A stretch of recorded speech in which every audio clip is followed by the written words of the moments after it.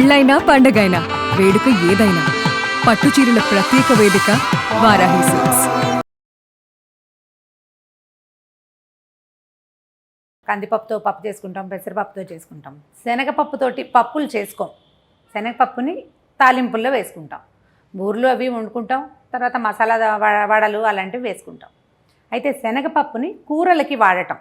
ఎలాంటి కూరల్లో వాడతాము? సాధారణంగా బీరకాయ శనగపప్పు వేసుకుంటాము, సొరకాయ శనగపప్పు వేసుకుంటాము, తర్వాత అరటికాయ శనగపప్పు, గోంగూర శనగపప్పు, దాంతోపాటు బూడిద గుమ్మడికాయ శనగపప్పు ఇలా వాడతాం.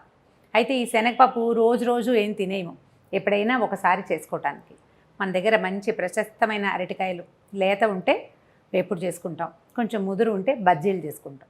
ముదురు అరటికాయలు ఉన్నప్పుడు మనం శనగపప్పుతోటి ఒక రకమైన పులుసు కూర చేసుకోవచ్చు. అరటికాయ శనగపప్పు, పప్పు అరటికాయ అంటారు. కందిపప్పు కూడా వేసుకుంటారు కొంతమంది కొన్ని ఊళ్ళల్లో, కాకపోతే అది కొంచెం చప్పగా కమ్మగా ఉంటుంది. ఇవాళ మనం చేసుకోబోయే కూర ఏంటంటే అరటికాయ శనగపప్పు పులుసు పెట్టి కూర. అయితే ఈ పులుసు కూరలో అనగానే అది పెద్ద లెంగ్దీ ప్రాసెస్, పెద్దాళ్ళు చేయాలి అనిపిస్తుంది. ఏమీ లేదు, లెంగ్దీ కాదు, సింపుల్ అండ్ ఈజీగా ఎవరైనా చేసుకోవచ్చు. 1-2 సార్లు చేసి చూపించండి. ఇంట్లో వాళ్ళు దానికి అడిక్ట్ అవ్వకపోతే నన్ను అడగండి, ఏంటండి మా వాళ్ళకి నచ్చలేదు అని. బాగా చేయలేదని చెప్తాను వెంటనే నేను. సరిగ్గా చేస్తే ఆ కూర ఎంత బాగుంటుందో మళ్ళీ వేసుకుందాం అనిపిస్తుంది. పొద్దున వండుకుని రాత్రి కూడా వేసుకోవచ్చు. చాలా ఈజీగా సింపుల్గా చేసేద్దాం.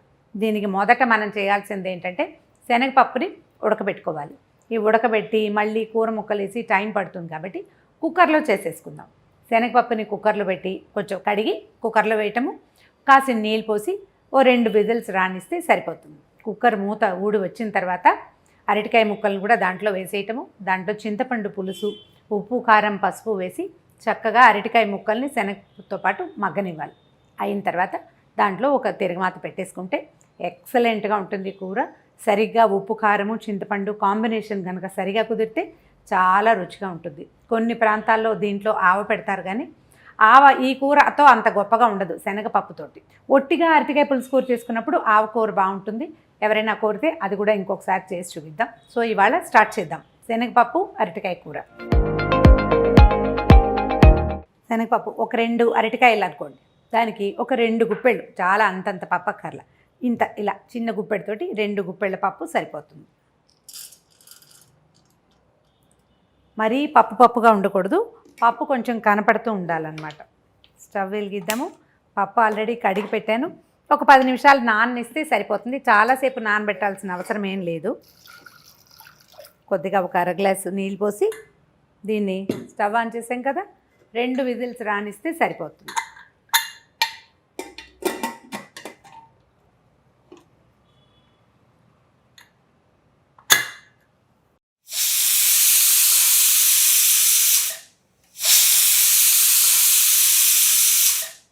టూ 3 విజిల్స్ వచ్చాక ఆపేయచ్చు, స్టవ్ కట్టేసేద్దాం. ఇది చల్లారాక ఇందులో మనం అరటికాయ ముక్కలు ప్లేస్ చేస్తాం. కుక్కర్ మూత తీసేస్తున్నాను చూడండి. ఓకే, శనగపప్పు ఉడికిపోయింది మనకు కనిపిస్తుంది. అయితే ఈ ఉడికిపోయిన శనగపప్పులో ఇప్పుడు మనం అరటికాయ ముక్కలు యాడ్ చేద్దాం. స్టవ్ వెలిగిస్తున్నాను మళ్ళీ. అరటికాయ ముక్కలు తరిగేటప్పుడు కొంచెం నీళ్ళల్లో ఒక చుక్క నూనె వేయటం, మన చేతికి కూడా కొద్దిగా నూనె రాసుకోవటం అవసరం. లేకపోతే ఇది శీతాకాలం కాబట్టి ఇవన్నీ నల్లగా అయిపోతాయి. మనకి సన్న పగుళ్ళు కనుక ఉంటే ఈ నలుపంతా అందులో చేరిపోయి ఎన్ని రోజులైనా పోదు. అయితే చిన్న చిట్కా ఏంటంటే అరటికాయ తరగంగానే ఇమీడియట్గా కొద్దిగా నిమ్మరసం రాసుకుని చేతులు తోమేసుకోవాలి అర్జెంటుగా, లేకపోతే బాగా నల్ల చారలుగా ఉంటుంది. అరటికాయ ముక్కలు వేసేసాము. ఇప్పుడు దీంట్లో ఏం చేద్దామో చూడండి. ఒక చిటికెడు పసుపు, తర్వాత ఈ కూరకి సరిపడా ఉప్పు. దీనికి ఉప్పు కారాలు బాగానే పడతాయి, ఏం అనుమానించక్కర్లేదు. మరి కొంచెం వేసేయచ్చు. తర్వాత కొంచెం కారం కూడా పడుతుంది బాగానే. ఉప్పు కారం పసుపు వేసాక కాసిన పచ్చిమిర్చి ముక్కలు వేసేయండి. తర్వాత కరివేపాకు కూడా వేసేద్దాము. ఇందులోనే వేసేస్తున్నాను, ఏమిటి తాలింపులో వేయట్లేదు అనుకోకండి. కరివేపాకు ఈ కూరలో ఉడికిపోతుంది, ఎంత రుచిగా ఉంటుందో దాన్ని ఎవరు తీసి పక్కన పెట్టరు. ఇప్పుడు మనం చింతపండు ముందే నానబెట్టి పెట్టుకున్నాము, దాన్ని రసము ఇందులో పోసేద్దాం. కరివేపాకుని డైరెక్ట్గా తినిపించలేము మనం, ఏదైనా పొడి చేసుకోవాలి. ఇలా కూరల్లో కరివేపాకు వస్తే ఏం చేస్తాము, తీసి పక్కన పెట్టేస్తాం కదా. ఇలాంటి పులుసు కూరల్లో మనం ముందే కనుక వేసేస్తే కరివేపాకు భావకంగా కనపడదు కూడా. అప్పుడు ఆటోమేటిక్గా పొట్టలోకి వెళ్ళిపోతుంది. పిల్లలకు పెట్టేటప్పుడు వాళ్ళు నోట్లోంచి తీసే ప్రమాదం ఉండదు, చక్కగా వెళ్ళిపోతుంది లోపలికి. ఒక్కసారి ముక్కలు పప్పు పైకి కిందకి కలిసేలాగా పెట్టేసేద్దాము. దీన్ని ఇంకా కుక్కర్కి మూత వెయిట్ పెట్టవలసిన అవసరం లేదు. మూత పెట్టి వదిలేసి దీన్ని నిదానంగా ఉడకనిస్తే మొత్తం అరటికాయ ముక్కలన్నీ చక్కగా ఉడికిపోతాయి. ఉడికిన తర్వాత మనం తాలింపు వేసుకుందాం. మూత పెట్టుకుందాము. వెయిట్ పెట్టట్లేదు.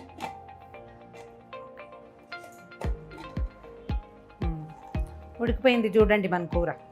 ఒకసారి కూరని పైకి కిందికి కలపండి. కొద్దిగా ముక్కలు చితికినా బాగానే ఉంటుంది, కొన్ని ముక్క భావకంగా కూడా కనిపిస్తాయి. కూర మనకి బాగా పలచగా కావాలి, లూజ్గా ఉండాలంటే మరి కాసిన నీళ్ళు పోసుకోవటమే. ఇప్పుడు దీంట్లో ఒక కమ్మగా వాసన వచ్చే తాలింపు పెట్టుకుంటే మన కూర సిద్ధమైపోయినట్టే. కూరని దించి పక్కన పెడుతున్నాను. చిన్న తిరగమాత వేసుకుందాం. అరటికాయ చాలా ఆరోగ్యవంతమైన కూరల్లో ఒకటి. మామూలుగా మనం పచ్చరటికాయ, పండు అరటికాయలు తినటం వల్ల వచ్చే సమస్యలు ఏవి పచ్చి అరటికాయతోటి రావు. పొట్టలో ఇబ్బందులు ఉన్న వాళ్ళకి, అరుగుదల తక్కువగా ఉన్న వాళ్ళకి కూడా అరటికాయ చక్కగా ధారాళంగా పెట్టేయచ్చు. లేత అరటికాయ వేపుడు కనుక తింటే డైజెషన్ లేని వాళ్ళకు కూడా బాగుంటుంది. అయితే మనం అరటిపళ్ళు తింటే కొంతమందికి ఎమిబియాసిస్ లాంటివి వస్తాయి, వెయిట్ పెరుగుతామనిపిస్తుంది. అలాంటి వాళ్ళు కొంచెం పండకుండా ఉన్న కాయలు కనుక తింటే, అంటే బాగా మిగల పండకుండా ఉంటే కాయలు తింటే బాగుంటుంది. కూర అరటికాయలు అన్ని రకాలుగాను వాడుకోవచ్చు. ఇందులో బొంత అరటి అంటారు, అంటే ఈ కూరకాయలు పండిపోతాయి కదా, ఆ పండినది తింటే అసలు ఎమిబియాసిసే రాదట. పచ్చికాయలే పండుతాయి అన్నమాట కూరకాయలు. అవి ప్రత్యేకంగా ఒక డిఫరెంట్ రుచి ఉంటుంది. ప్రయత్నించి చూడండి. మనం వంకాయ పచ్చిపులుసు, ఉల్లిపాయ పచ్చిపులుసు అలాంటివి చేసుకునేటప్పుడు అరటిపళ్ళు పిసికి వేసే పద్ధతి ఉంది. తూర్పు నాట్లో బాగా చేస్తారు, అంటే మన వైజాగ్ వైపు.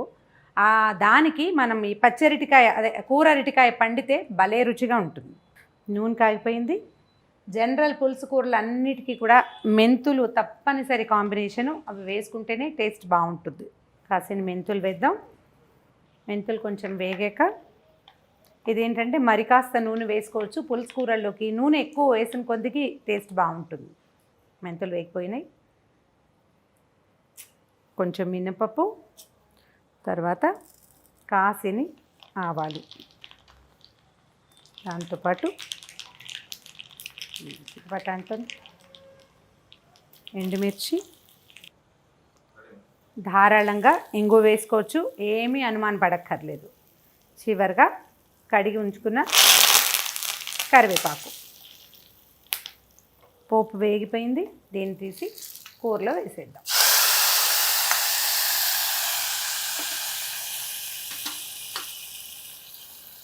తాలింపు వేసాక కూడా ఒక 5 నిమిషాలు కూరని స్టవ్ మీద ఉంచుకుంటే ఈ వాసన ఈవెన్గా చక్కగా పట్టేస్తుంది. పోపు దినుసులు ఆటే ముదరనివ్వకుండా ఉంటే బాగుంటుంది. మిరపకాయలు నల్లబడచ్చు, కానీ మిగిలిన దినుసులు ఆటే నల్లబడనివ్వకుండా ఉంటే సరిపోతుంది. 1 నిమిషం ఆగి స్టవ్ కట్టేస్తే కూర రెడీ. అయితే ఇందులో బెల్లం వేసుకునే పద్ధతి ఉంటుంది. తీయగా చేసుకుంటారు కొంతమంది. నేను ఆటే బెల్లం వేయను, చాలా ఒక చిన్న నలకంత అంతే. సాధారణంగా ఇలా పులుసు కూరల్లో బెల్లం వేసుకుంటారు. బాగా తీయగా చేసుకునే పద్ధతి కూడా ఉంటుంది. నేను ఆటే బెల్లం వేయను. ఇది చింతపండు వేసాం కాబట్టి చాలా కొంచెం షెఫ్ తాలూకు ఫైనల్ టచ్ అన్నమాట. చాలా కమ్మగా ఎంతో రుచిగా ఉండే అరటికాయ శనగపప్పు కూర రెడీ అయిపోయింది. దీన్ని ఒక చిన్న బౌల్లోకి తీసుకుందాం. చూడండి ఫైనల్ లుక్ ఎలా వస్తుందో ఈ కూరది. అరటికాయతో ఇంకొక 3-4 రెసిపీలు చేసుకోవచ్చు. మనం మామూలుగా చేసుకునే ఫ్రై, బజ్జీలు కాకుండా అల్లం పచ్చిమిర్చి వేయచ్చు. ఒట్టిగా పులుసు కూర, అంటే శనగపప్పు లేని పులుసు కూరలో ఆవబెట్టచ్చు. ఆ రెసిపీలని మళ్ళీ ఇంకొకసారి ఎప్పుడైనా తెలుసుకుందాము.